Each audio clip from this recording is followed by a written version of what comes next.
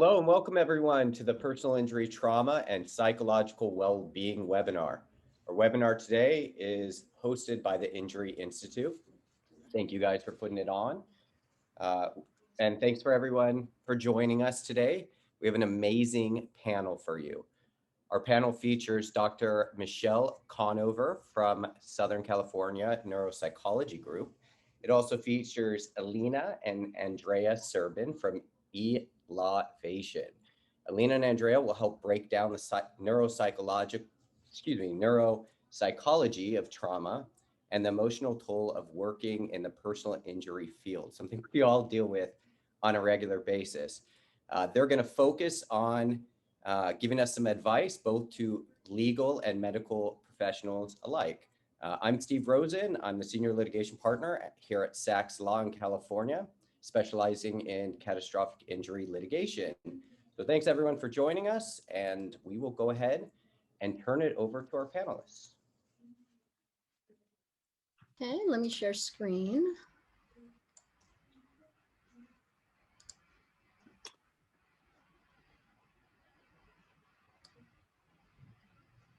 Can everyone see this? Yes.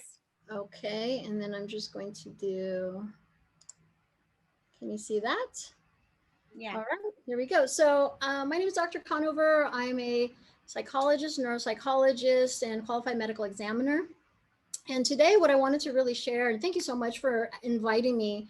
I was just telling the panelists, I am so thankful anytime I get to impart information about our patients, and for you lovely people to really take the information and help them along, because these are one of our toughest populations to deal with, because their brains obviously are not working the way it should. And so that can cause a lot of problems, obviously for the patient, but for you guys too. So hopefully by me giving you a little bit of background as far as understanding what TBI can look like. And one of the things I did put on there is defining and redefining. And I think it comes from our sense of understanding what head trauma is and what it looks like. And it's obviously, not a one size fits all perspective. And so I wanted you guys to kind of see it from a very mild to severe sort of perspective. So for example, types of concussion. Concussion is a traumatic brain injury that affects your brain function. Effects are usually temporary, okay? Has an implication or resolution comparison to contusion. Contusion is a word we don't necessarily use very often. The words concussion, traumatic brain injury, simple, complex, all these things are interchangeable, quote, unfortunately, because we don't necessarily know where the person is. So for example, we hear concussion when it comes to our athletic population. Concussion to me has a point of resolution, meaning the damage hasn't been so substantial enough that's going to cause a sense of damage, okay? Interestingly enough, the slide that I have next to it, when it talks about a concussion as a violent jarring or shaking, etc., you see how traumatic that looks like. But this is more of a contusion, actually. And so contusion causes bleeding and swelling inside the brain around the area where the head was struck. Contusion may occur along with fracture or other blood clots. So when we're coming from a sense of concussion versus contusion, temporary loss of neurologic function with no structural damage lasting for a few seconds to a few minutes, right? But that's not what we know concussion as. We know it as like, oh, it lasts a week or possibly months. And so, us doctors don't do necessarily a great job of offering you guys real definitions that you guys can hold on to and use as when you're talking about a client.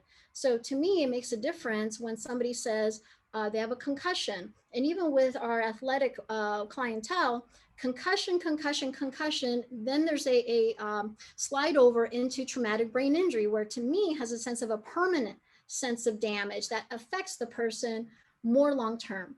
And so this is why it's hard, because we don't necessarily have all the fancy technology to be able to capture that. Where are they at? That's why it's such a difficult thing to litigate, to understand, to treat, etc. Contusion, more severe injury, which the brain is bruised, surface hemorrhaging, unconscious for more than a few seconds or minutes, okay? Picture somewhat of a sense of shock. So think about it in those terms. Diffuse axonal injury, I'm sure you guys have used this statement, these terms. It's the pulling, tearing, or shearing, okay, of nerve tissue in the brain that occurs when the brain is jostled in the skull. So we think these are more impacts with car accidents, depending on the severity of the accident. Also depends on who your client is. When you have an elder, as an example, their injury, even though it could be a fender bender, could be a lot more substantial than a younger person. It also where their body and position was in the car. If they're looking this way versus looking ahead, that makes a difference. So all these body mechanics, the age of the person, premorbid history of anything they come with, like learning issues, or other mental health conditions, or degenerative changes. I've seen all sorts of brains at different stages, pre and post injury. So that's also something to kind of keep in mind when you're dealing with the client, as far as like what's the level of severity. Coup counter coup, I'm sure you guys have seen this, heard this, especially with car accidents, right? It's an injury that occurs when an impact not only injures the site of the impact, but it causes the brain to impact with the skull, causing injury to the opposite side of the brain. So when you're being, banged around back and forth, front and back, whiplash, think your whiplash injuries are ones that stand out to me. Skull fractures, this is pretty self-explanatory. And when you get to this point, you probably have a lot more sort of hospital records to sift through. And so there are different types of skull fractures noted there. It's any break in the cranial bone, and there are many types of skull fractures, but the only ones that major cause an impact or a blow to the head that's strong enough to break the bone. Again, think of our elder population. Their bones are a little bit more fragile and frail. An injury to the brain can also accompany the fracture, but that's not always the case. I've had other folks with fractures, but they've recovered nicely. But when you have something on imaging or you have something documented, it feels more substantial at times than it is. You really have to look at functionality. So what really happens to the brain? And I'm gonna move this over here. When a brain injury occurs, the neurons and nerve tracts are affected and can be unable or have difficulty carrying the messages to the brain. So when I think about this, volumetric MRIs is a good working tool to use, or diffuse tensor imaging. Although for diffuse tensor imaging, those I always request when I'm dealing with a patient with potential MS, because you see the demyelination of the tracts. So visually, it's one of those things that's important to have on imaging to discern what's going on. The volumetric MRI is really, to me, very helpful, especially with an elder, because you'll see the volume loss. Although the argument could be, well, over age, blah, blah, blah. There's some atrophy, et cetera. But now that we're learning about like how age really impacts a person, that may not necessarily be so. This changes the way a person interacts with his or her environment and people. So because of the injury, the changes that occur, you're going to see in the behavior, in the feeling. So it changes the way a person thinks, how they act, how they feel or emote, and how they move their body.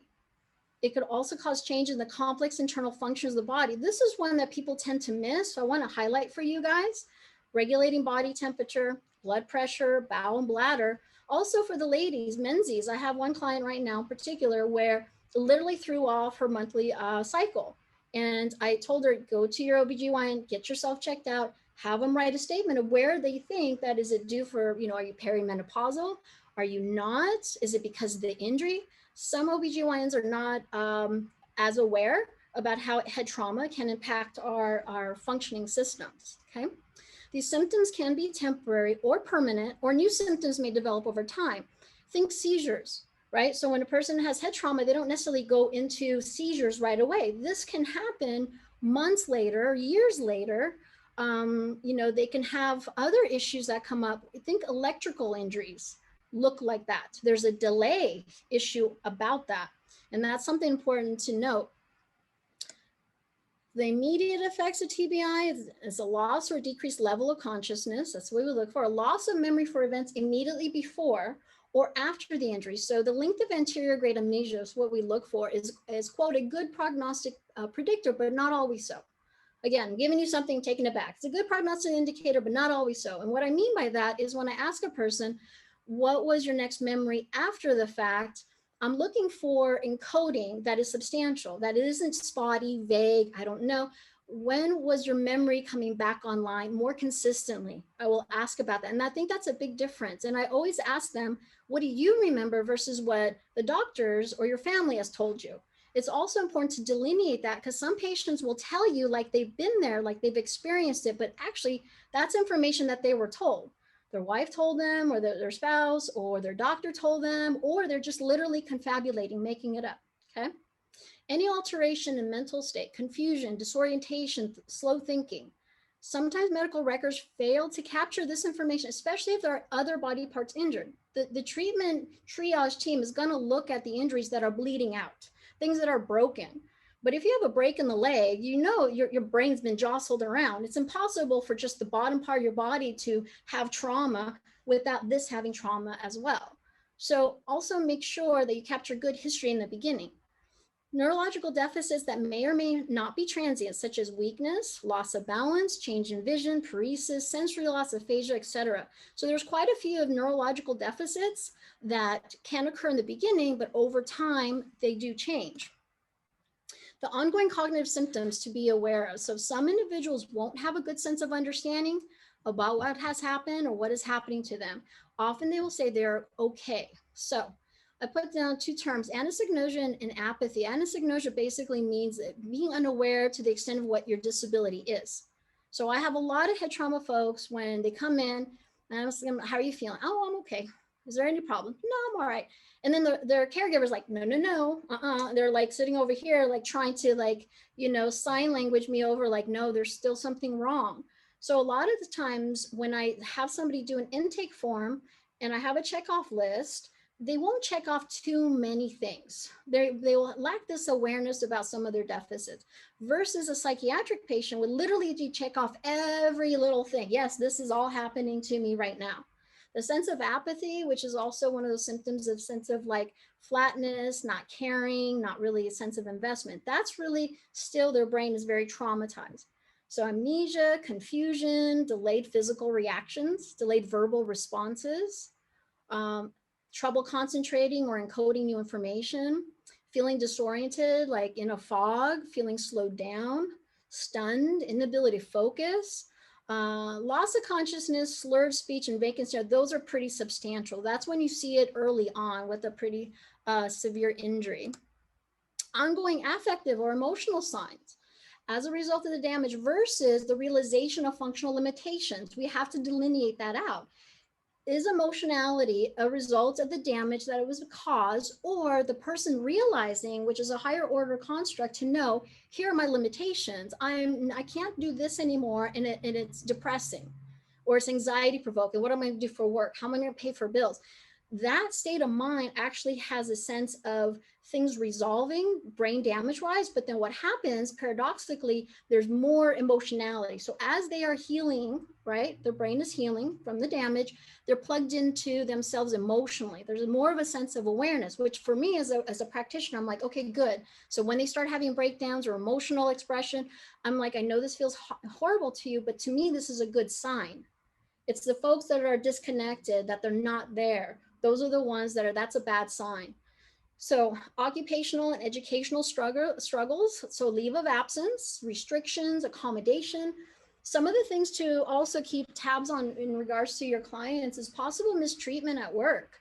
People get very resentful, like they can't do the same job. So their boss is like, what's your problem? What's going on? Sometimes the client, I have to coach some of my patients. Hey, you got to let HR know you're still struggling. Hey, let your boss know you can't do the level of work like before.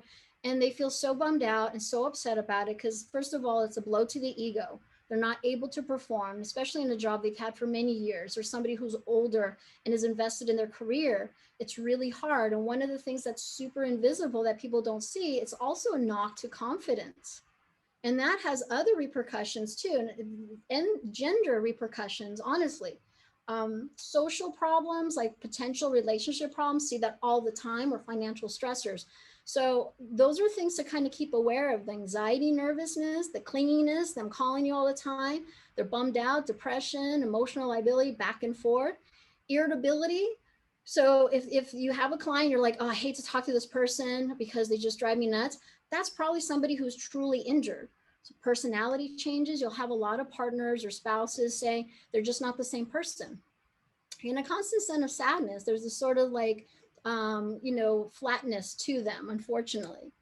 Ongoing physical and somatic issues. Somatization is the process whereby emotional distress is manifested as unintentionally produced physical symptoms. Unintentionally, guys, different than malingering, different than other of these constructs. They're just faking it or they're trying to get attention. That's not what it is. So dizziness, poor balance, fatigue, headache, lightheadedness, light sensitivity, nausea, noise, all this stuff you've heard, all this stuff they're telling you about. This is my experience. This is what's happening to me. These are real things. They're not manifested, consciously. Sleep. I put sleep as a separate category, and sleep is so important that it should be its own separate category. So decreased sleep, difficulty initiating sleep, drowsiness, increased sleep, those are all constructs, components of TBI. Many people who have brain injury suffer from sleep disturbances. Not sleeping well can increase or worsen depression, anxiety, fatigue, irritability, the overall sense of well-being. It could also lead to poor work performance in traffic or workplace accidents. So I see an increase of accidents and injuries when people don't get enough sleep. Sleep disorders are 3 times more common in TBI than in the general populations. Nearly 60% of people with TBI experience long-term difficulties with sleep. Really important. And women were more likely to be affected than men. Sleep problems are more likely to develop as the person ages also. So it's going to affect you down the road too. So a little bit more about somatization, because I think this is a debatable point. Some people don't believe in it. I've heard of one psychologist in particular, I'm not going to mention his name, but he's like, oh, I don't believe in that. I'm like, how can you not believe in that when you do this kind of work? Apparently he's not doing the kind of work well. So I'm just saying, I want to talk a little bit more about somatization. The physical symptoms of somatization are real and distressing and can occur either in the absence of organic pathology or as a component of medical condition, TBI, prolonging, exacerbating pre-existing disorders. People come with what they come: ADD, ADHD, PTSD, even from other issues, anxiety, depression. Autism in particular is very interesting because I see a lot of folks who don't meet criteria fully for autism, but let me tell you, they have traits: OCD, ADD, and anxiety dialed in different. So those folks look different when they have TBI than your neurotypical, population. So, And Dr. yep. Conover, I'd love to talk a little bit about that as well. So we've seen a push as plaintiffs' attorneys with the defense identifying prior psychological issues and responding, hey, they can have a brain issue. This is their bipolar disorder or something like that. Do you have any comments on that, whether or not they're more susceptible, for example, how to deal with that kind of and respond to that? Yeah, well, first of all, and I do both sides, so I'm just going to say this. So for the defense side, they like to get doctors who just do testing and not treatment, so they actually don't know. Okay, when you have somebody with bipolar pre-existing stuff, and head trauma will exacerbate, amplify. You can see the differential: increase in medication, decrease in functionality. So that's what I'm saying. Like, we can't take out who we are, and certain things are going to be amplified. Certain things get better. Like, for example, folks with ADD, predominantly hyperactive, guess what? They start being able to focus because they're not moving around so much. As they get better, they start getting wiggly again. So sometimes it actually has an interesting sort of positive impact to that. But yeah, I would say, look, it doesn't matter. Look at the difference, how they were functioning before. I always look at functionality before. Were they working? Were they going to school? If they were they performing well? Look at job performance. Look at grades. Show that, highlight that, because now, even with the psychiatric component, which is, pretty common, look how they are now. And also too, about somatization, it will worsen and it prolongs the recovery process too. So this is to be expected. So I would say, if you have a client that has a whole plethora of these things, find a neuropsych who does treatment. I know we're a little bit of a unicorn, but honestly, find somebody that you feel comfortable with that understands the sequelae of this, because not a lot of people do. Just in general, not a lot of doctors do. Just in general, I'm just saying, like, we don't know it all. We have to be humble and know where we're at. I hope I answered your question. I could be tangent. Oh, that's a great response. Thank you so much. And I just want to interject real fast and let everybody know that we will have a question and answer session at the end. So if you want, just go ahead and toss questions into that Q&A box down below. I'll field those throughout, and then we'll also have a question and answer session at the end. So thank you, Dr. Conover. Okay, I'm almost done, I promise. Somatization can result in high levels of functional disability and can lead patients to seek treatment for the exacerbated physical problems versus the underlying emotional ones. This is also important. They start looking for pills. They start looking for a way to fix themselves. It's really psychotherapy they need. TBI and PTSD, the overlap. So I wanted to show this. PTSD is a psychiatric disorder that may occur in people who have experienced or witnessed a traumatic event. So that's also really important. So if you can see the overlap, cognitive dysfunction, disorientation, altered state and smell, sleep disturbance, sensory, slowed mental processing, primitive motor responses, all of that. So it's important you guys know that just because they got a concussion doesn't mean that there isn't other factors at play, which clouds the picture, makes it worse, but makes it worse functionally for the person.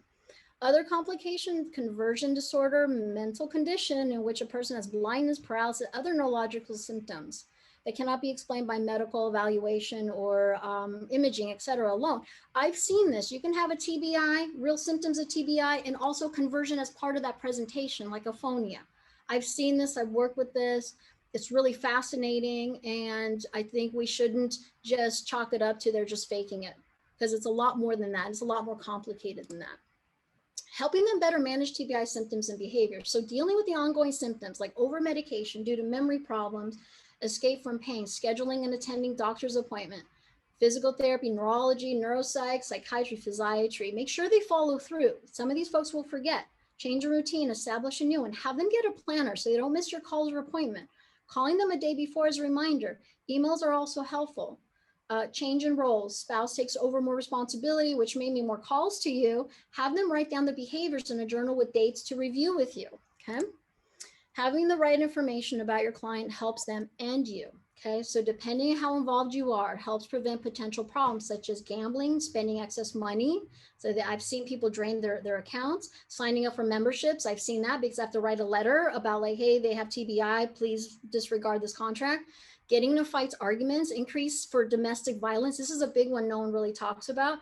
Divorce is common. Incarceration is also reasonably common. Homelessness, so a lot of additional things. And when you get to homelessness, it's hard for you to find your client.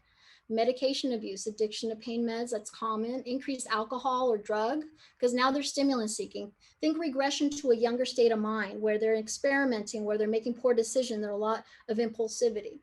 Additional head trauma, multiple injuries. I've seen this. I'm like, don't ride your bike. They don't listen to me. Rode their bike again, got injured again. Making poor decision. I actually have somebody who got married in a span of 3 months. Okay, person really took advantage. Met this person, she got him to marry him.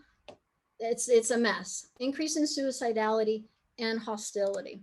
Okay, so this leads to a different approach and less stress for everyone involved when you know the right information. Please have protocols in place. I would always say at your office how you deal with certain clients. Let your front staff know, like, hey, if Mr. So-and-so calls, he really needs a lot of info. Be patient and be kind.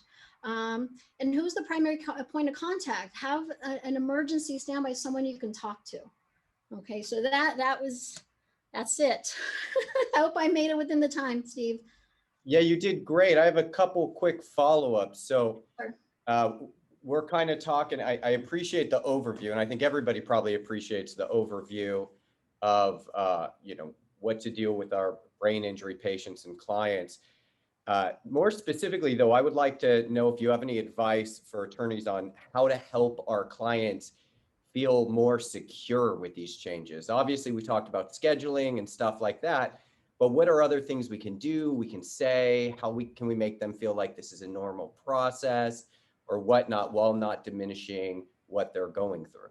Honestly, hook them up with the therapist. That is the best thing you can do with your client. Because let us professionals deal with somebody that is undergoing adjustment or changes or is perseverating and fixed on something. You guys are not mental health. You guys are professional legal help. And it's always best to defer to somebody that can manage that for you. So have people that you trust in your back pocket that you can say, go see Dr. So-and-so. They could really help you out or give you some psychoeducation about what's going on, because you may not necessarily have the information or the time afforded to actually sit there and, talk to your client about this stuff, especially if they forget. So you're going to just be spinning your wheels. Like I told you, Mr. So-and-so, about this last week. We've already talked about. So you guys can feel very frustrated and flustered. And so just let us do kind of that part of it. So you can say, you know what, I hear you're suffering. I totally understand. Because a lot of it is fear that they're not being believed. My job when I do a neuropsych evaluation, I tell the person, look, these tests are sensitive. Perform your best. If there's things that are happening to you, it will pick it up. And it's true. I can pick those things up. I don't want them amplified because they're going to inadvertently, whether conscious or unconscious, perform worse. So level of effort, I always look for that. I throw those assessments throughout the day to ensure effort, and effort can be varied by the person's mentality. So depression can affect effort, or it's a litigated case. So monies because they're financially, driven. So there's things you guys can do, but I think the number one thing is please refer to somebody that's a mental health professional to help them out, give them the sense of patience and reassurance, and especially like you will be repetitive. Head trauma folks, you are going to repeat yourself ad nauseum. Just be prepared for that. Sure. And, one quick last question. So we do have both lawyers and doctors, and of course we have medical professionals here that aren't in the field of neurology. And we as, personal injury attorneys deal with complex injury issues. Somebody has a head injury, they typically have other injuries, go to other doctors. So what advice would you give doctors for their patients that are practicing outside of the field of neurology?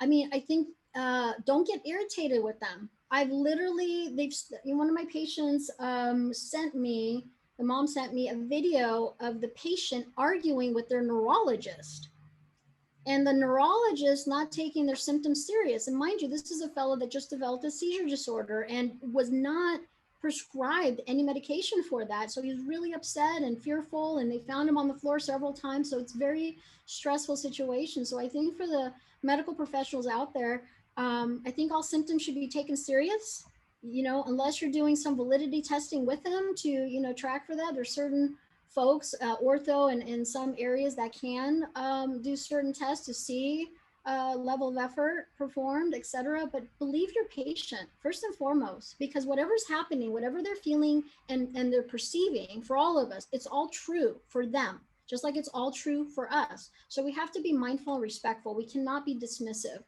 because there's going to be things that the person's going to say, and if they feel like you're not listening to them, they may not even share with you.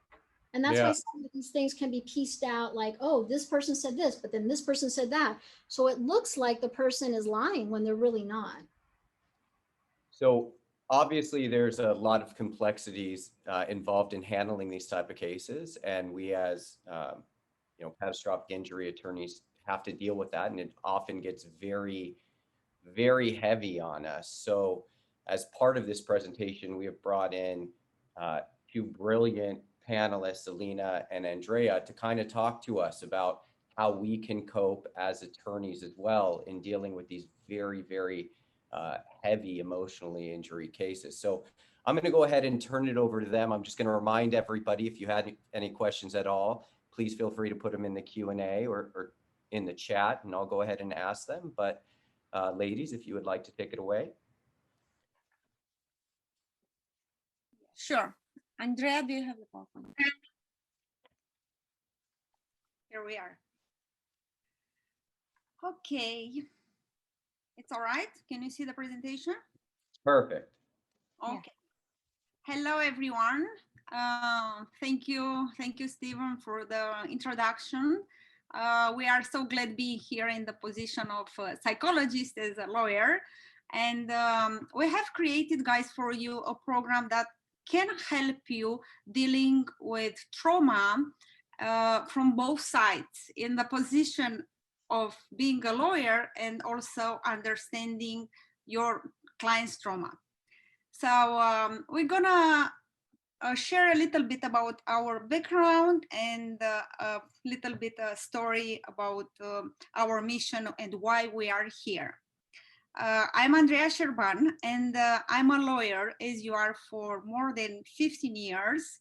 And I'm also a psychologist, and I'm gonna tell you why also psychologist. Because after practicing law for 15 years running the own law firm and dealing with the clients' problems and with lawyers working for us, and with all responsibilities without having any background education in dealing with clients and the psychology and communication and marketing. It was hard, and we've been burned out from this activity being a lawyer, so we switched to psychology after having a path of a lot of personal development for more than 15 years. It wasn't enough just personal development. We study also psychology, and we choose our mission to be to help lawyers in elevating their well-being and their wealth, because everything is connected in a healthy way. So I'm so happy being here with you, and I'm gonna introduce also my sister, Alina, and Ali, please present yourself. Hello, everyone. Thank you so much, Steve, for your introduction. Thank you, Dr. Conover, for your presentation. It was amazing, and it was very important for everyone.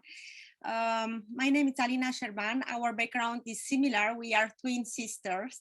So we've started our career together, and we've been together in this path of being a lawyer. We still are lawyers. We are lawyers, but we practicing a little. I mean, 20% and 80%. We help lawyers now to overcome the burnout, the stress, and dealing with difficult clients. So today I feel honored to be here in this beautiful community of lawyers, sharing our my background in this profession, also in both positions, as my sister said, as psychologist and as lawyer. It's very important I'm grateful of my life having both paths, because I can understand and I can feel the empathy toward my colleagues, lawyers, who are dealing with a lot of problems and emotional issues. So thank you, everyone, and we hope we're gonna have a great time together now. Okay, I don't know what happens to the slide here. It's switching, but let's see what we're gonna cover in this presentation, in this webinar, regarding the 4 pillars of dealing with trauma. First of all, we have to be aware that recognizing trauma, it's a first step. First of all, recognizing trauma in the relationship with our clients, it's important for us, like being aware if there is any trauma in the communication with our clients, and also if we have to deal with traumatized clients. And when you are aware about all these signs and symptoms, as Dr. Michel said before, we can make changes and we can make conscious choices, because that moment it's so important. So we're gonna go through these signs of recognizing trauma and being aware why trauma is important to be recognized. The second pillar is setting boundaries. This is one of the first signs that you take care of your health, and your self-care, it's important for you, because when you start setting boundaries, you already work toward decreasing and to discharge these trauma symptoms. Then we're gonna go through the last 2 pillars. Ali, can take. Yeah, I'm gonna take the third one, increasing emotional intelligence. It's so important, increasing emotional intelligence, because emotional intelligence in terms of managing stress and building relationships, it's so important. The link between emotional intelligence skills and job performance is so clear that it's a big connection between emotional intelligence skills and job performance for lawyers, also for doctors. Sorry, because with stress management possibilities, you can impact positively your job, and you can commit for satisfaction. So it's very, very important, emotional intelligence in the way of communication with your clients. Our ability to be aware about understanding our emotion can aid our awareness and understanding of the feelings of others. And this is mandatory in a relationship, especially with a relationship with clients who have injuries. So this sensitivity of lack thereof impacts of communication capabilities in both personal and also in work life. And the fourth pillar is empowering our well-being. So we're gonna go in this workshop and we're gonna guide you through steps how to increase your mental well-being. Basically, mental well-being, what means? It's the capacity to connect with other people. Good relationships are important for your mental well-being. We're gonna guide you and we're gonna show you how important is also physical activity, being active, not only increasing the emotional. So both parts, learning skills that we are gonna teach you this morning is gonna be like a tools that you can take right away and apply in your professional life. Good. And now let's move forward to recognize and manage trauma. So let's see what is trauma. So the word trauma may be used in two different contexts, in the physical way and in a psychological way. And physical injury inflicted on the person by someone agent. So this basically, the trauma is generated by two factors from a point of view of physical and psychological agent. So trauma means emotional response to the external event, right?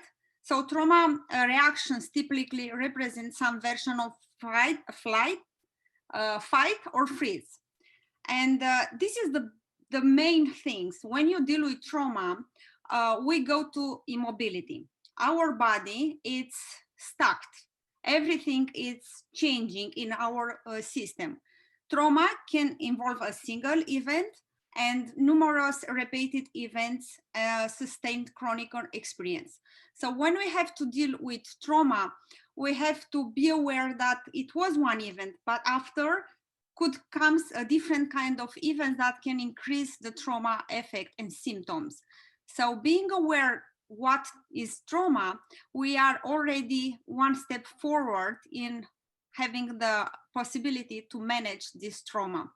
So the environment is very important. So when you are working in the traumatized environment, you're gonna start having symptoms and you're gonna go to this state of immobility in your body. And I was so glad the doctor, it was mentioning about somatization in our body, because trauma, it's all related to the body and everything is stuck because our body has immobility response. So, and this is, we're gonna go forward and we will understand why it's so important to be aware about immobility response. Now let's see trauma types. Yeah, trauma types. We choose for this workshop just two types of traumas because there are many types of traumas. So we choose the most important in lawyers' cases and also doctors. So physical injuries and emotional and psychological trauma. So those two are the trauma you guys, you're gonna see in your client's life a lot. And sometimes you're gonna recognize also from your life, but this is a subject we're gonna go after and we're gonna explain why. So a person subjective to a trauma may respond in several ways. So that's why it's important to understand the type of traumas in order to recognize the clients when they are in the position of, I mean, when you see the clients with a confusion of or difficulty on concentration, or shock or denial or disbelief. When you see clients in a state of anger, irritability, or mood swings, basically what Dr. Conover said before and explained very well from the medical point of view, you can see from the emotional point of view, the person who feel guilty or shame or self-blame, without drawing from others, feeling sad or hopeless. Those are signs from emotional trauma, feeling disconnecting or numb. Those are emotional signs that emotional trauma is there. You can read the client when it's in front of you. Many times I saw clients with these signs, not only because I've been a business and real estate lawyer, but I saw clients with this kind of traumas, not from a car accident or some. I saw clients from practical, from the very stressful life and other childhood trauma. So you can see any kind of clients having those kind of reactions. So it's very important to understand types of trauma. Why? Because it's important to recognize, and we're gonna explain why in the next slide. Yes, and these types of trauma, of course, are available for clients, also for ourselves, because we're gonna find, as a lawyer, maybe you find yourself being so angry or being so sad suddenly. So these are signs of trauma also available for yourself. So it's important to be the self-observator and to be aware what happens with yourself in the relationship with the client. And now let's see some kind of common therapy approaches to help you heal from trauma. Of course, this is an option that you have. This is so important to collaborate with the psychotherapist, psychologist, and for yourself and for your clients, if you can recommend, and to be aware that it's so important to bring such a contribution in the relationship in your work. So, of course, pharmacotherapy and medication, it's important if it's the case there and the doctor decide this. Behavior therapy, it's important to go to the behavior therapy, because behaviors that could affect the trauma could be eating disorder or alcohol. Many lawyers, they are drinking a lot, and the abuse, it's so statistically it's so high in the law field. So this behavior therapy, it's important to take place in this relationship. Cognitive behavior therapy, coaching, it's important because you're gonna have somebody like is there always for you and is giving you feedback and keeps you on track, and you don't go to exaggerate, and you are centered. So coaching is so important to and is helping you. Hypnotherapy, it's also good because it's working with our subconscious, where everything is stuck there, like 90% is working from there. Art therapy is good because it's discharging this stress from the body as a dance. And also somatic experience therapy, it's very helpful, and basically this trauma is coming, the roots are, I love the Peter Lavin. I'm going to share some books here if you are interested. Peter Lavin, it's the author and the creator of somatic experience therapy. So now let's go to the next slide to see what we have. Yeah, it's so important that you mention the types of coping with trauma, because it's what lawyers and everybody has to be aware. Lawyers want to solve clients' legal problems, but need to handle the emotions that arise during the course of their interaction with clients. This is so important because we've been trained in our law school to be aggressive, to be tough, to be there like nothing happened, like a stone. And it's not possible because we are human beings. And this is what we are teaching lawyers in our workshop, to become human again, because the real resources are in our natural human being, not in a way that we become somebody else just to show that we are good enough in front of the clients, because we play with our lives, and finally, end of the day, we need ourselves in order to help others. So the psychological impact of litigation can be an important factor in increasing a client's trauma. I've been in a position to see many clients in a litigation position, like they had a very important case, and they just they just felt the trauma from other experience they had in their life, and it was amazing to understand that they are in the position of anxiety, froze, fight or fight, because you can see the fear in of the client in confronting with the lawyer. So every personal injury case contains some types of pain and suffering influence. Again, not only injury, any kind of clients. So that's why understanding trauma's impact on behavior can help the lawyer's approach with traumatized clients. It's so important to understand when you have a client who maybe is lying to you, maybe is not saying you all the truth. I saw many clients that they were so traumatized, so afraid of what is gonna happen with their life, and they couldn't say. I mean, they covered the truth, and that's why it's so important to as a lawyer to increase your instinct, to understand, to increase your emotional intelligence, to understand when it's a liar or when it's because lie is nobody lying because he's liar, is lying because he's traumatized for past experience. So this is important to learn to recognize signs that a client may be experiencing a traumatic reaction. So again, lawyers pay attention to clients' emotions as well to your emotion in order to recognize. Good. Trauma can interfere with the formation of strong relationship. Lawyers do not treat psychological problems, yet lawyers do risk interfering with clients' emotions.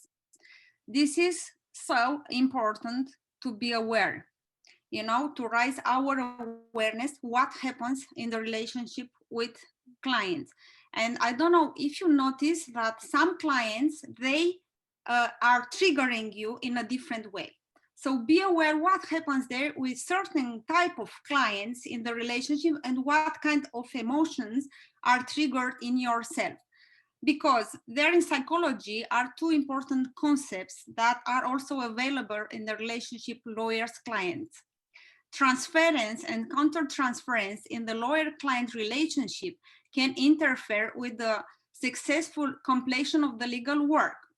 What Alina says before, when the client is lying you can be affected in completing your work because you can collect a lot of information that you are obliged to do as a lawyer. We have to, in the first phase, especially in the personal injury lawyers, you have to collect information, as many information possible.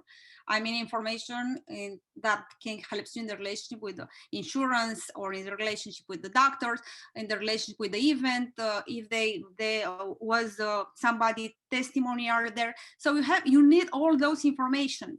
When you are dealing with traumatized client, they are frozen, flight or fly, right? So you have to be aware and to be patient and to see what happens also in yourself, right? Because transference refers to redirection of the client feeling for a significant person or situation to the lawyer.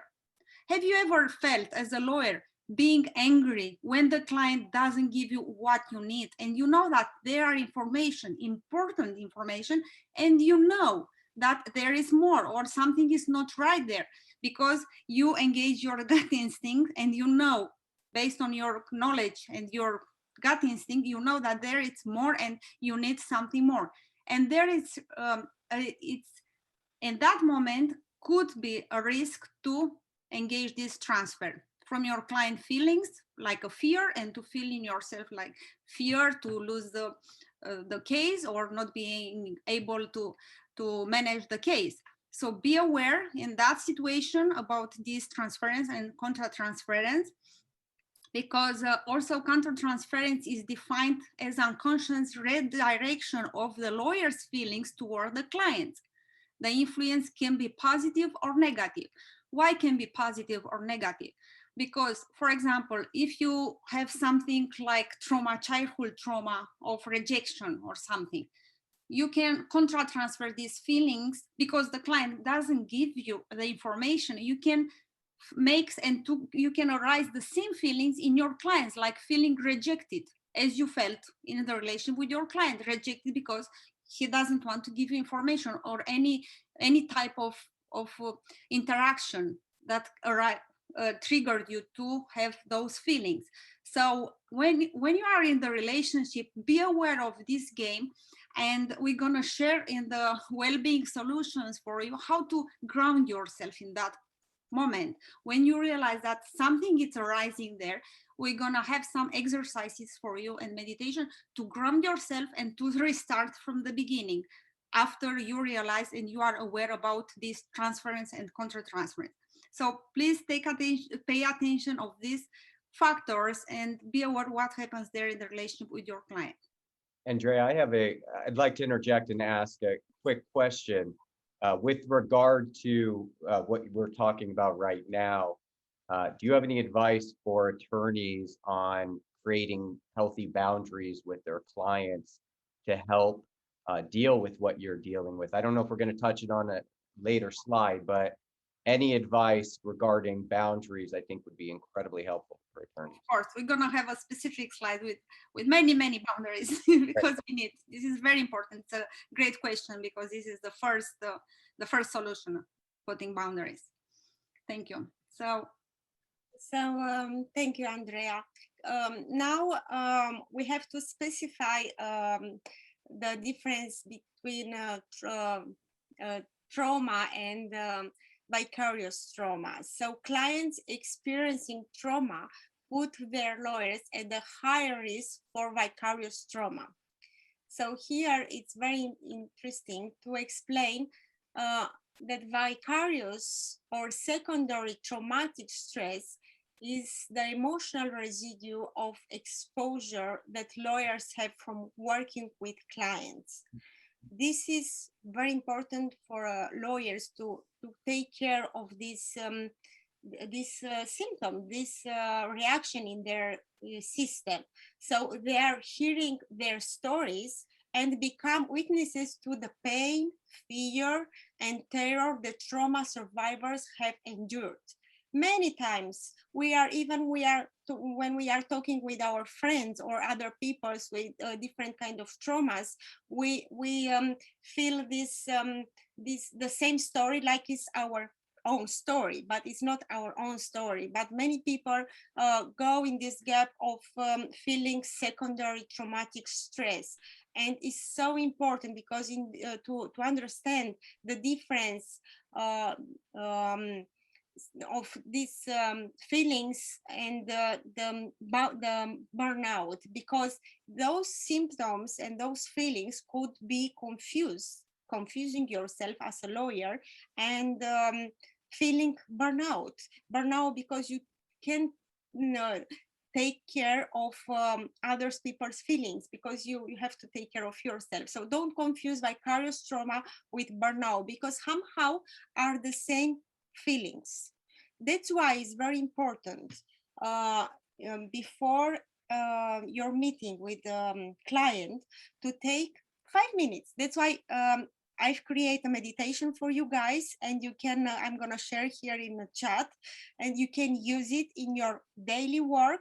It's not a medication, it's just a meditation in order to take micro break for your work and ground it yourself, going in your heart, feeling who you really are before you go in the meeting, because it's so important to be grounded, to feel yourself 100%, and don't go in this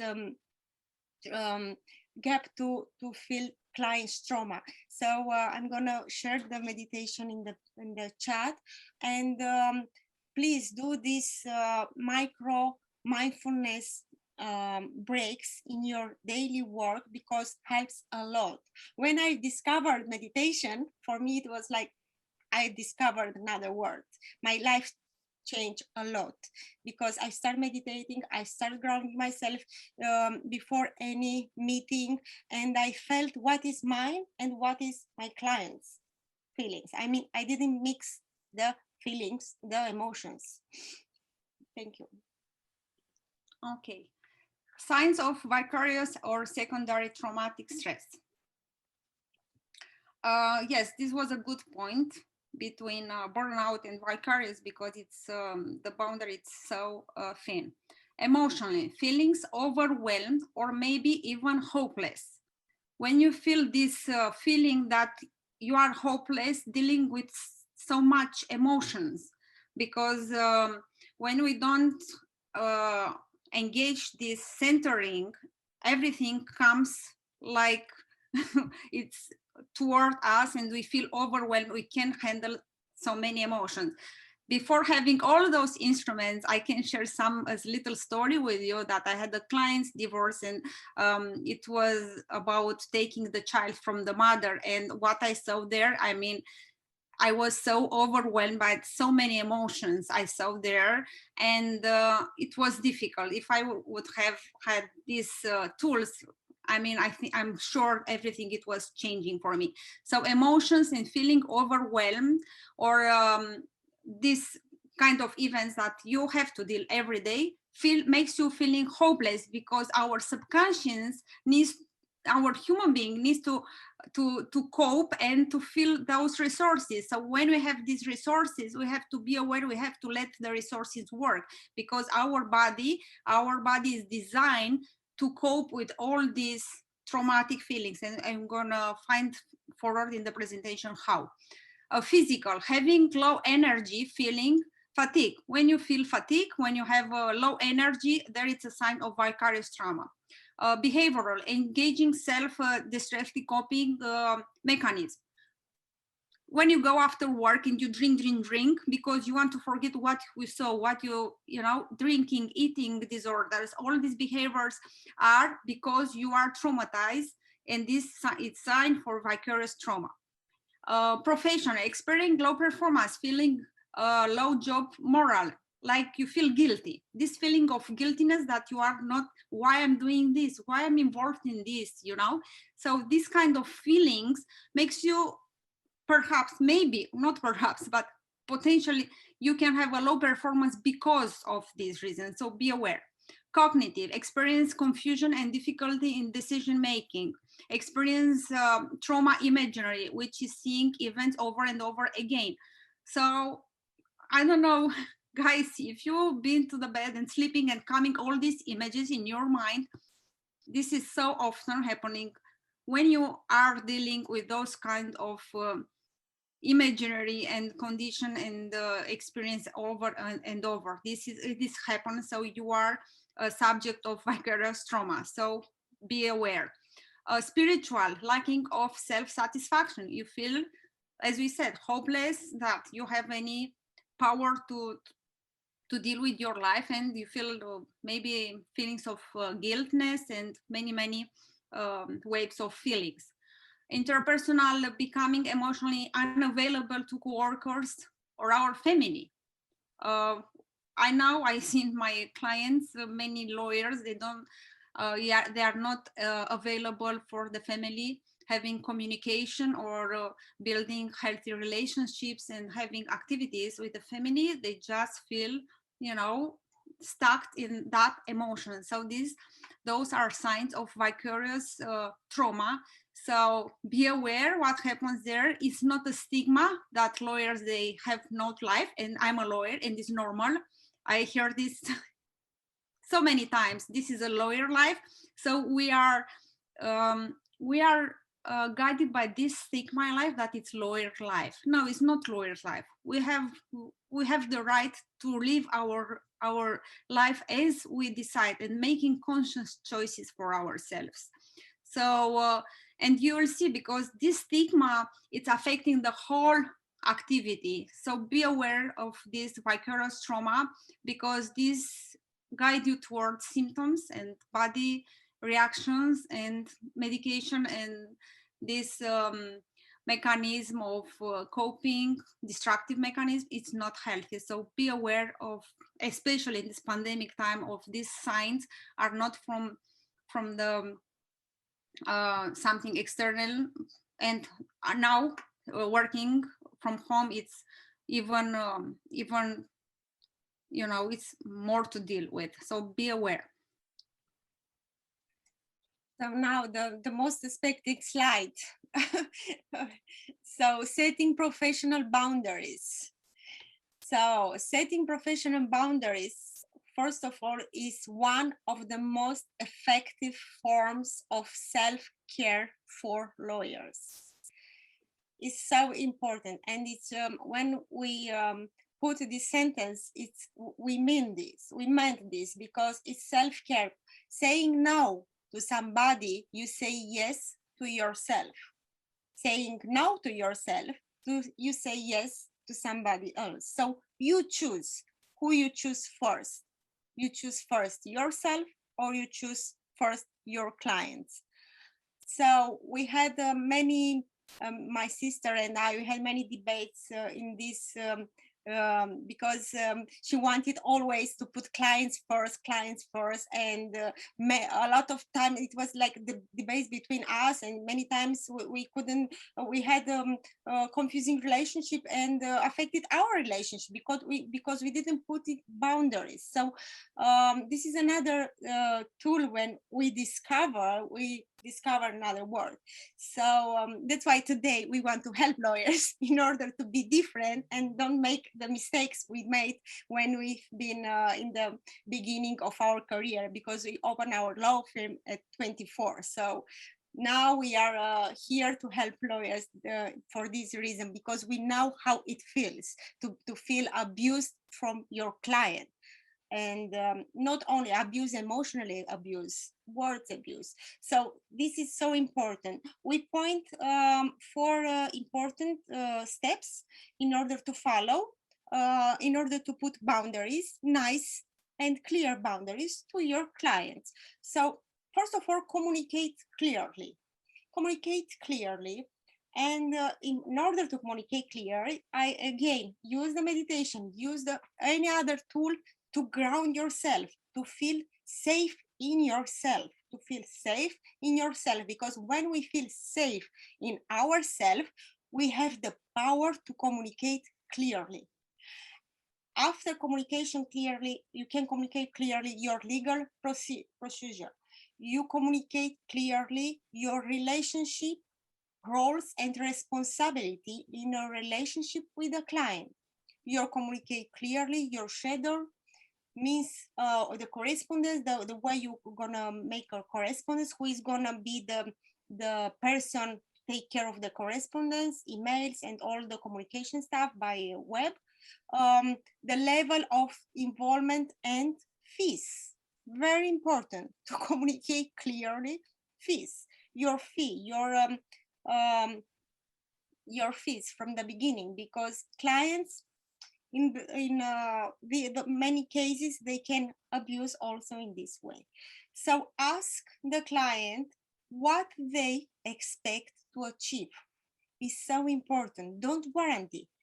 As we are doing in our coaching session, in the first session, we were making a lot of questions to understand what are the expectations of our clients, what they expect, because maybe I'm doing my job professionally very well, but maybe my client is expecting something that I couldn't think that he's expecting such desire from me. I mean a professional involvement in a different way. So ask the client what they expect to achieve. Don't guarantee. Separate yourself from the case. remaining empathic. What does mean? Separate yourself from the case. You are not the case. You are not the injury. You are empathic, and you are there. That's why it's so important to be grounded in order to be mindful, to be present. What does mean separate yourself of the case, being empathic? Separate means, first of all, to be present. When you speak with your client, feel the presence here and now, dealing with the client. And this is such a powerful tool because you feel that you are there for your client. This is empathy, but you separate yourself. You are not going in their emotions. So stay focused and vigilant. Stay focused on their reaction. That's why it's so important to be mindful, to be present, and to learn the tools of mindfulness and being present in front of your client. It's going to help you a lot. And of course, like any other tools, going in the gym to increase your muscle, you have to increase your behavior and have all the tools in emergency situation. That's why it's important to take care of ourselves, to invest in ourselves, and to be there for us before of our clients. Andrea, if you have something to add to boundaries, please. Yes, I want to add something that it's important, as you said, being empathic, especially in this relationship with injury lawyers, when they come with so many emotions. It's so important to be empathic, but sometimes the empathy could be confused with being empath. Like an empath person is a person that is very much into the risk to go to this state of vicarious trauma, being traumatized, vicarious traumatized. So empathic means to be there to make sure that your clients understand that you are there for the client, that you are listening, seeing, and hearing the client, and asking many questions. As many questions you can ask, as much the client will gonna feel confident and trustful, because injury traumatized clients, they come with a lack of trust into the lawyer because they are terrified, and they are acting in the relationship with the client from that state of surviving, flight, freeze, and fight. So you have to have this in your mind all the time, that they are in that state. So you have to build a lot of trust. After you build this a lot of trust, there it's a momentum, not crossing the board, you know, the boundary, not becoming like a friend too much, or going to the place of being psychologist for the client, because sometimes happen without, you know, when you go in this relation, this is the biggest moment, I mean, the most important moment to put those boundaries, to be nice and empathic, but for a little bit, just to make sure and to assure the clients everything, the environment is safe for the client, they can trust you. You have in mind that your role is to build trust, safeness, and the right environment to work toward your legal duty and what is your role, being vigilant to stay in your role as a lawyer, not as a psychologist or a friend. So being empathy, it's important, but for a little bit. After, you have to play when it's necessary, just for a little bit, not going too much there. So taking consideration this border line, I mean this border in between, in the between two behaviors. Good. So let's go to the emotional intelligence. I spoke a little bit about this emotional intelligence. I love Daniel Goleman. He's the king of the emotional intelligence. And he says, in a very real sense, we have two minds, one that thinks and one that feels. This is so important to be aware, like Alina said before, we are human beings. So we have engaged also our emotions and our mind. Everything is so much linked, and we are talking about the trauma. As I said in the beginning, trauma, everything is somatized in our body, and all emotions are stuck. The trauma, it's increasing the immobility response. you know. So trauma is affecting the immobility response in our body, and we have to be aware that we know lawyers, we go back to the stigma, we learn to be strong and to be everything, you know, this syndrome, all it's okay, and to smile. But our emotions, they are stuck in our body. They are stuck and they are immobilized in our body. And the problem is like that they are stuck for a long time, because when we are not working toward resolving these discharges, to help those emotions to discharge from our body, they switch and they become symptoms and in our body. And from there we go to the diseases. So be aware that you have to do something toward your emotional intelligence.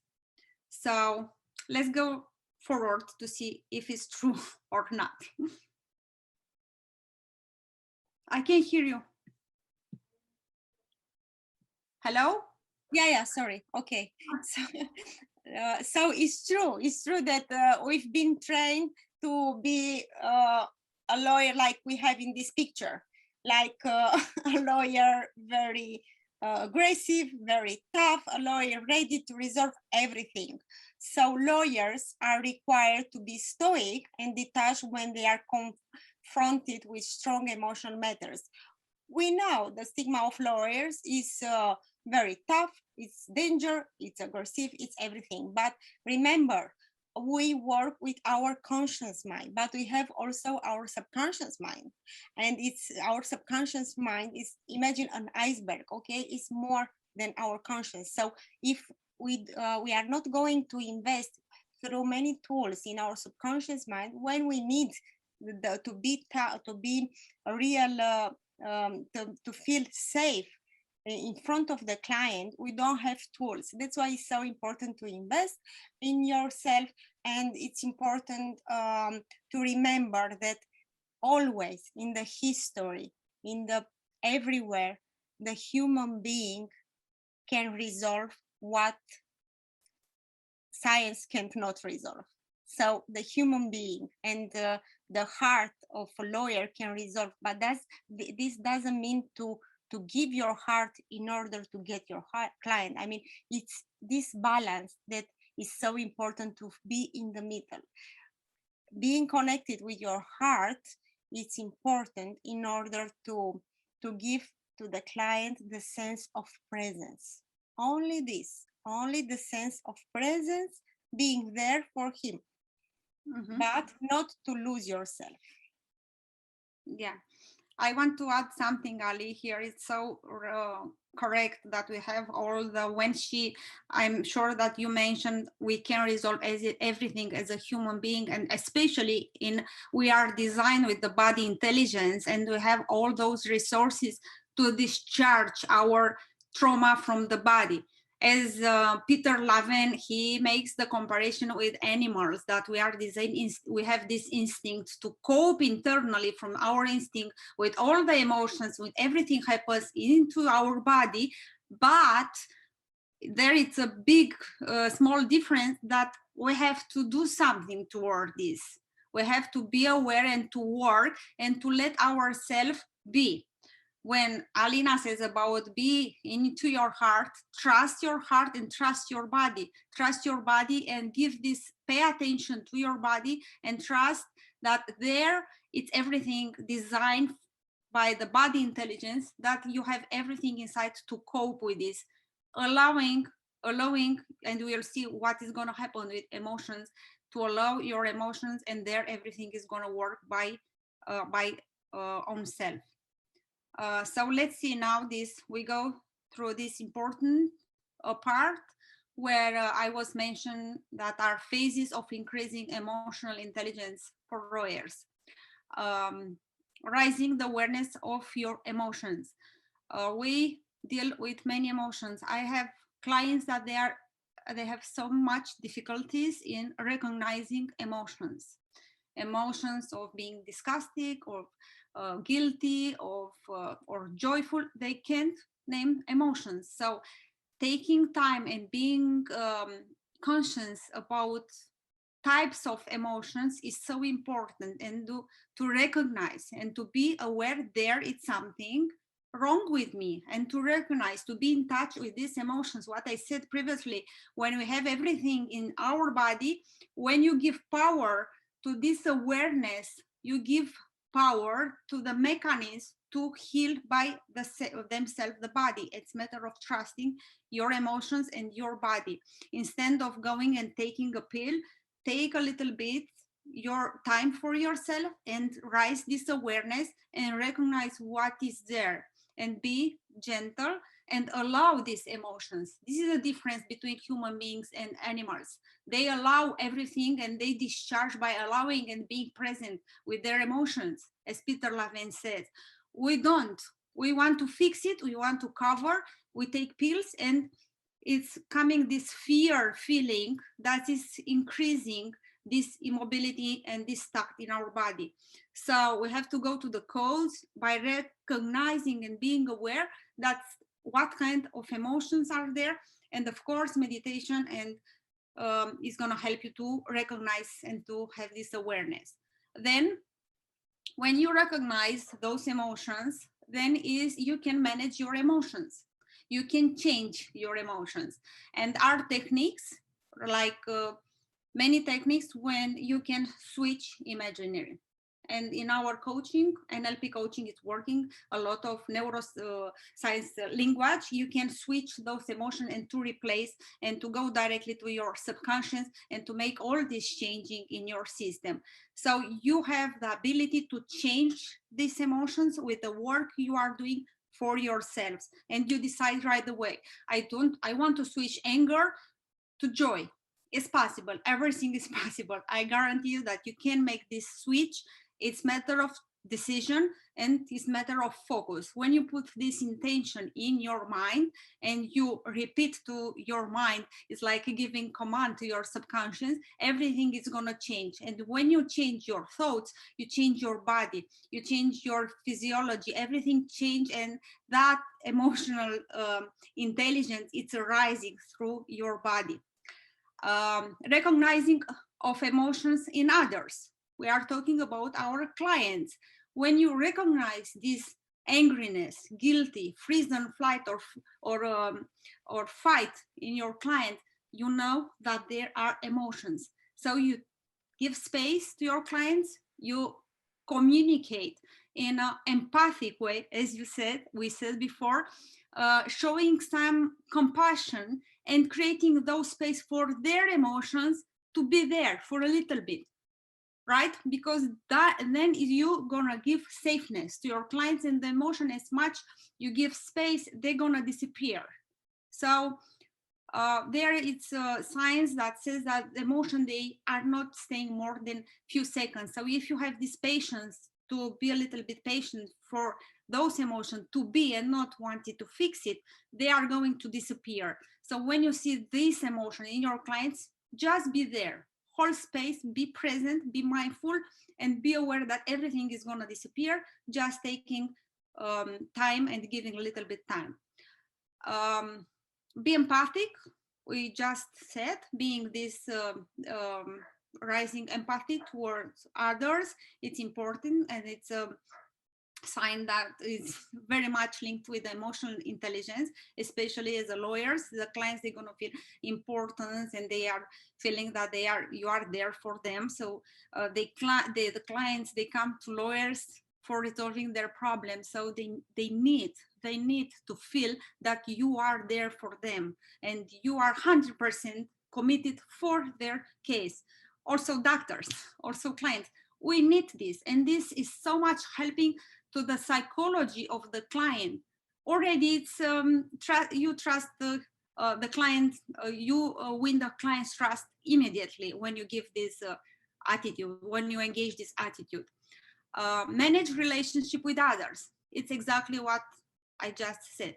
This is a way to manage emotions and to manage the relationship, being there, present, and being aware of those emotions, recognizing emotions in others.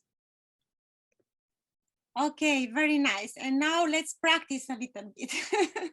I mean, we choose some important tools practice well-being. First of all, practice mindfulness. What does mean practice mindfulness? Being present, as I said before, being present. We know we are in a world, we don't have time, we have a lot of deadlines, another client is coming, we don't have break, but it's so important to imagine, to take the timeline and to imagine this time, 5 minutes, 10 minutes, 1 hour is for my client. I am here for him. I am here 100% with myself and mindfulness. And this is going to help you also for your emotional intelligence, also with the safeness that you're going to create in a relationship with the clients. And meditation. Meditation is not just the meditation I send it to you guys. Meditation could be an active meditation. So it's very simple. I use it a lot. While you are in a meeting with a client, just being focused on your breath, okay, it's a meditation. It's an active meditation. You are imagine you are in a meeting with your client. You are here with your client, but in the same time, you are present and you feel your breath.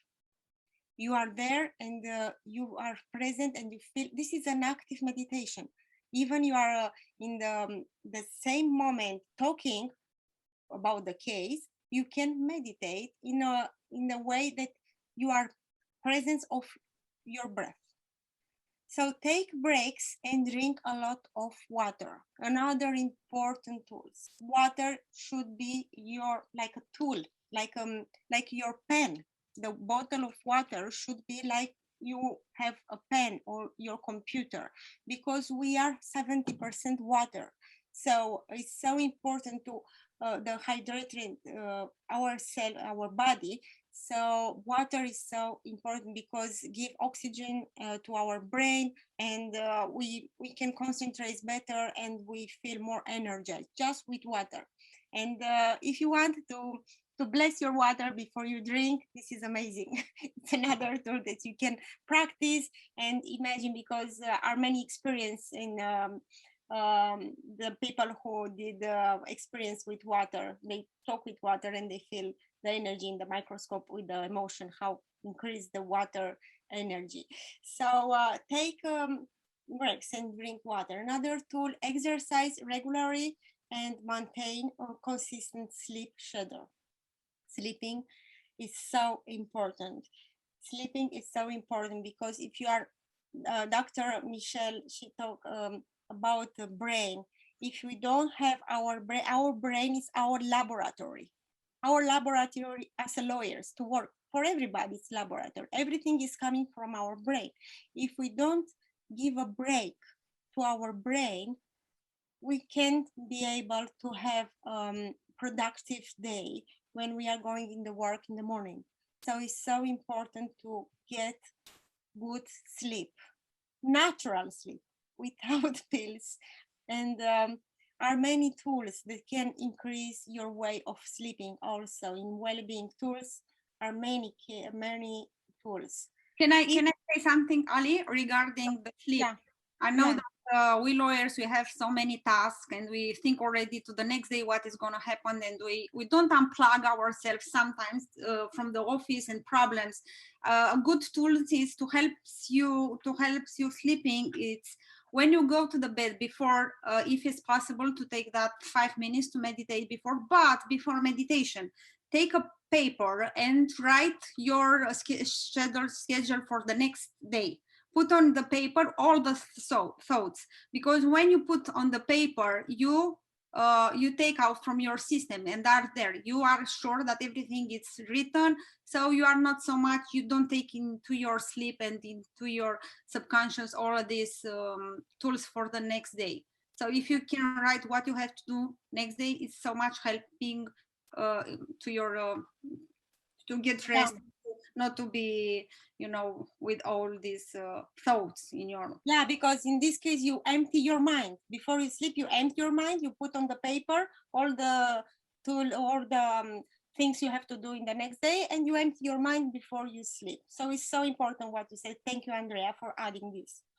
So eat healthy food and take vitamins. Eat healthy food. It's here again. It's we choose how we want to live our lives. So imagine a donut and a carrot. Choose the carrot and choose the healthy food, because we always have the choice to choose what we put in our body. So choose between Coca-Cola and water. So choose what you eat, what you put in our body, because what we put in our body affects our brain, affects our body, affects even our relationship with our clients, because we don't have clear mind, and we know that food affects our body and our state. And So, I want to add something here. It's so important when you make these choices. We talk a lot in our process of coaching about this, making conscious choices. You have to add in your mindset, in your list, when you program your mind, your mindset, put this intention. I want to increase my well-being, and what I'm going to do for this. It's the intention. I have a list. Eating healthy, making a conscious choices, and practice this. It's gonna be this fight. I like to say that our patterns and our old behaviors, they have their own law, right? And you have to respect their law. So be gentle and be gradual. Don't feel guilty if you couldn't stay on the program. So, but practice, be gentle and practice little by little. Increase with healthier changes. One day maybe you get rid of Coca-Cola. Second day you get rid of I don't know, sugar or chips, or whatever makes you brings you more toxin. makes you happy. Yes, so it's important to have this intention. I want to work toward my well-being and to increase my state, because as Alina said, it's so true. In our relationship with the clients, they're gonna feel this energy is feeling when you have to deal with somebody is not healthy. You're gonna observe our subconscious says something is not right in this relationship. Have you ever met a person and you felt so good around this person? Our subconscious takes these signals about healthy environment, healthy space, increasing joy. So these are signs that are helping the healing of your client without you having the role of psychologist, just you being a healthy state and being there, rising your frequency as being healthy and taking care of your well-being. So if you put the intention of increasing well-being and you make these choices little by little, you're going to observe the difference. And when you observe the difference and the productivity and the results, you're going to be more motivated and more confident. So this is so important. I think this is the cherry of the cake of the whole webinar, to act toward changing and doing something. Take actions from now, today. Write your list. Write what you decide to do from today, from now. This is so important. This is the key for resolving all the trauma behaviors and yes. Yeah. In order to do this, you have to unplug your mind from work. So unplugging your mind from work is so important also. So unplug your mind from work, put down this list and start doing from today. Spend time in nature. Nature is so important. The oxygen, we all know that a lot of people, they are suffering in this period, not having oxygen in this COVID and pandemic time. Please be aware about the fact that we can breathe and we have oxygen. Go in the nature and enjoy the life, enjoy the nature, enjoy the oxygen, enjoy the fact that we can breathe.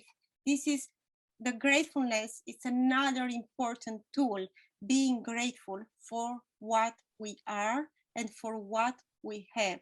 And we have nature for free.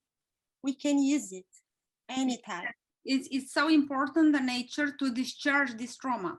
The nature has this role to help us to discharge without our work. The nature is doing the work for us.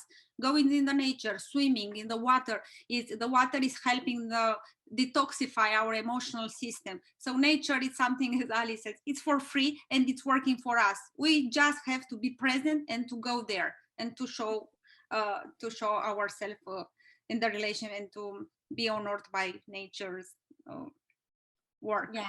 So connect daily with others who recharge your emotional states. So now, please, you can make a list today and put on the left side the people who makes you happy, and on the right side the people who are not very well. You don't feel very well in their presence.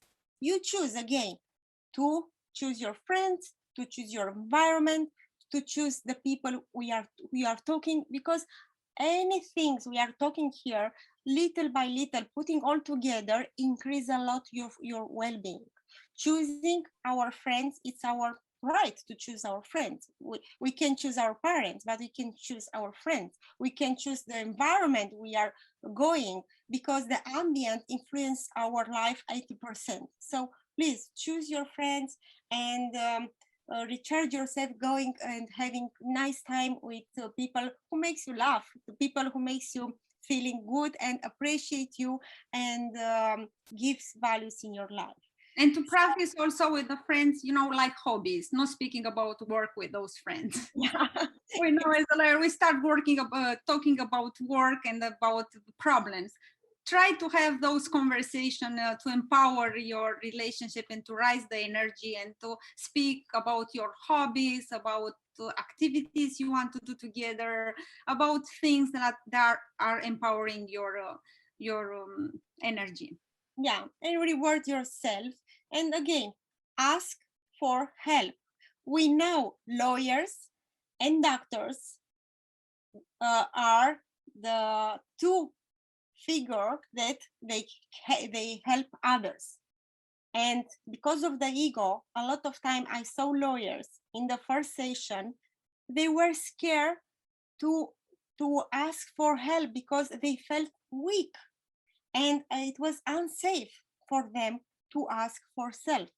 But I was hearing a day before a very interesting speech from our colleague, a lawyer, and he was saying that all the life he was going with the clients and fighting for the clients and being very tough, very aggressive. And one day in a subway in Manhattan, he couldn't breathe. He had a panic attack. Suddenly, a panic attack. A very successful lawyer, very tough lawyer, very aggressive lawyer, but he had to go out from a subway having a panic attack. This is another subject. I've been there. I know what panic attack means. I had many times, and I recover myself from this. So panic attack is something when you are not expecting, and you can be in front of your client and feeling a panic attack and not being aware what happens with your life and with yourself. So this is what I have to say. Take care of yourself and put yourself first in order to be able to help others. Thank you. I finished my slides. Alina and Andrea, I'd like to ask maybe one or two questions of you guys on that subject. The first is kind of by background. We as an attorneys are pretty strong personalities. I think our friends and spouses would agree with that. We tend to always be on. With technology, our cell phones are always there. We're always working, all that kind of fun stuff. Now, we talked about recharging and stepping away, but what have you seen successful attorneys do to balance within their lives, whether it's community involvement or whatnot, to practice humility and to create a balance so that they can kind of not always be on? For example, my wife and I dedicate ourselves to the community. We started a charity. I made a commitment there so that I'm not always working. I am spending time within my community as well. What have you seen other successful attorneys do in that capacity? first of all, you have to, as you said, and it's so important. Congratulations, you are on this level. This means being successful lawyer. So appreciate you today. It's already putting you in the first line. Another activity is, first of all, if you have family, you have to trust your family and to be aware that your family, it's a support where you can discharge this emotion, but not in a bad way, in a healthy way, by being grateful. As Alina said, being grateful of what you have and not taking for granted. Because in the relationship with our family, we think we can do anything and we can discharge like in a bad way our emotions, and this is painful. Even it's not obvious. I mean, if even it's your family wants to support you, it's so painful because you have to think this mindset and these behaviors, being aware of your family, being grateful and being there with your family, and speaking with your peers about this kind of feelings, but not, from the healthy place, like feeling a support and trust, because the trust and the safeness you find in the family is already discharging your, but in a healthy way, from the place of gratefulness that you have that family, and not from the place, okay, I can do anything I want here, they're gonna accept me as I am, because this is something very important. Then also doing activities together, it's important, and motivating each other to say, let's see, and to share things, to share also with in the workplace. We have a program, and we had the clients, we made the program to for their workflow and the workplace immunity and well-being. And we have created these mini breaks, being grateful to each other, being aware when one colleague is working and has no time for you and not feeling rejected, and having it's a work we've done for them. I mean, to increase this well-being in the workplace is so important to have these mini tools that if you are practicing daily is going to discharge, and everything is changing, everything is shifting by behaviors. And can I add something, Andre? Yeah. So yeah, in order to have different results, you have to have different actions. In order to have different actions, you need different mindset and different thoughts. So everything, because we talk a lot about brain, is starting from our mindset. Having a different mindset helps you to apply in your daily life. Having a new mindset, it takes time to work with yourself and to build your mindset. As far you set up rules for your being, for your mind, body, and your spirit, because mindset, it's a set of rules, of tools for ourselves. So having a new mindset, you're gonna see, you're gonna react differently, you're gonna have a different thoughts, different actions, and different behaviors, of course, and different results. And you're gonna be surprised, but doing differently suddenly. But it requires work, and it requires a new set of rules and discipline and a new mindset. Yeah, we can help lawyers with this, building a new mindset. And we've seen a lot of results, because when somebody is committed toward this work and to increasing, elevating the quality life, you really see the results. It's important to be there. And I wanted to add something that it's so important. You mentioned about community and contribution.